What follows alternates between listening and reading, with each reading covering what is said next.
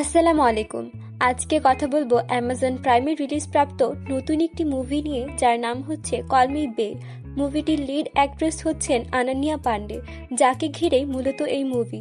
আনান্যার acting নিয়ে ভুলেও আপনারা তাকে এই সিরিজে জাজ করতে যাবেন না, কারণ পুরো সিরিজটি দেখলে তার অ্যাক্টিং নিয়ে আপনার মতবাদও পুরো বদলে যাবে।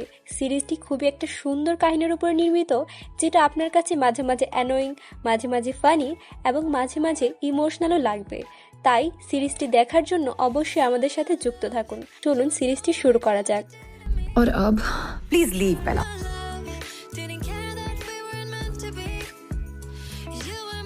প্রথমেই আমাদের একটি দৃশ্য দেখানো হয়, যেখানে কিছু মানুষ একটা মেনশন থেকে বাহিরের দিকে কিছু সুটকেস নিয়ে আসছে। তখনই আমরা বেকে দেখতে পাই।